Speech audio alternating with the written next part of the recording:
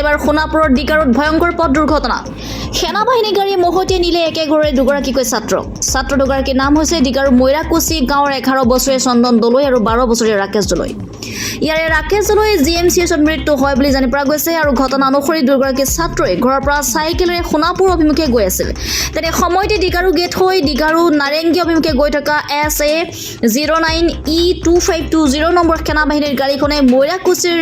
গাটিগড় স্থানত ছাত্ৰ দুগৰাকীৰ সন্মুখৰ ফালে খুন্দিয়াই মহতিয়াই নিয়ে যাৰ ফলত দুইগৰাকী ছাত্ৰ বৰ বেয়াকৈ আঘাত পায় পিছত সংকটজনক অৱস্থাত দুইগৰাকী ছাত্ৰকে সোণাপুৰ জিলা চিকিৎসালয়ত ভৰ্তি কৰোৱা হয় যদিও স্বাস্থ্য অধিক অৱনতি ঘটাত উন্নত চিকিৎসাৰ বাবে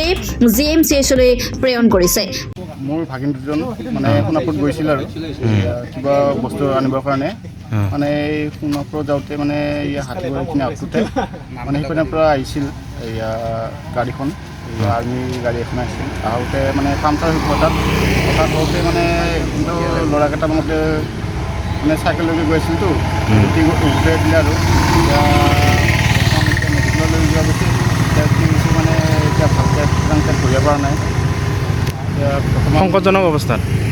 হয় কি নাম আছিলে ভাগিন দুটা ৰাকেশ দলৈ আৰু আপোনাৰ এটা হ'ল আৰু সৰু ভাগিনটোৰ নাম চন্দন দলৈ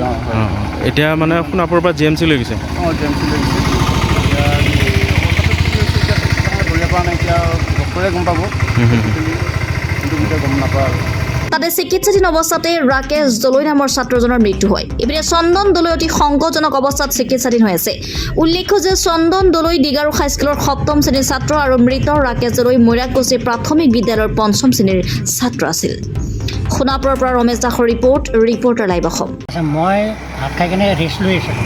মই এটা আৱাজ পালোঁ আৱাজটো পোৱাৰ লগে লগে মই দৌৰি আহিলোঁ দৌৰি অহাৰ পিছত মোৰ আপোনাৰ বেক চাইডে থকা সেইখন দোকান মোৰ মেছেজ বহি থাকে মই বোলো দোকানতে কোনোবাই কিবা মাৰিলে নেকি সি স্কুটি মাৰিলে নেকি এনেকৈ সি দৌৰি দেখিলোঁ তাৰপিছত মোৰ মেছেজে ক'লে কি যে এক্সিডেণ্ট হৈছে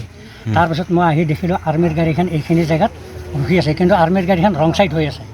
আৰ্মিৰ গাড়ীখনৰ বেক চাইডে এটা ল'ৰা পৰি আছে ল'ৰাটো অনুমানিক মানে 10-11 বছৰ হ'ব তাৰপিছতে মানে বহুত ধৰণৰ মানুহ আহি গ'ল ৰাস্তাতে অহা যোৱা মানুহখিনিও আহি গ'ল মোৰ ল'ৰা আহি পেলাই হাতা পাতা কৰি তেওঁলোকৰ আৰ্মিৰে চিভিলত আৰু দুজনমান আছিলে গাড়ী এখন আছিলে সেইখন গাড়ীতে কেনে ধৰা ধৰি কৰি মানে ইনজুৰ দুজন এজন গাড়ীৰ মাজত আছে 4 চকাৰ মাজত আছে এজন পিছফালে আছিলে দুইজনকে টানি উলিয়াই আনি পেলাই তেওঁলোকৰ গাড়ীত মানে মেডিকেললৈকে পঠাই দিলে কিন্তু ইয়াত মেইন ঘটনাটো হ'ল কি এক্সিডেণ্টৰ এইখিনি জেগাত এটা মানে কোনো মানে স্পীড ব্ৰেকাৰ নাই এইফালৰ পৰা গাড়ী স্পীডত আহে সেইফালৰ পৰা আহে এইখিনি জেগাত এটা স্পীড ব্ৰেকাৰ নাই ইয়াত আগতো হৈছিলে এনেকুৱা ঘটনা আৰু দ্বিতীয়তে কথা হ'ল যে ইয়াৰ ফলত যিটো মানে আপটো স্পীড ব্ৰেকাৰ এটা লগাইছে সেইখিনিতো এটা এক্সিডেণ্ট হৈ গৈছে আগতে আজি ৰিচেণ্টলি 4 দিন আগত বুজিছে নাই গতিকে এই স্পীড ব্ৰেকাৰ সেইটো উঠাই দিব লাগে আৰু ইয়াত এটা স্পীড ব্ৰেকাৰ দিব লাগে তেতিয়া হয়তো এটা এক্সিডেণ্টৰ মানে হাৰটো কমি যাব ৰিপৰ্টাৰ লাইভ অসম নিৰ্ভীক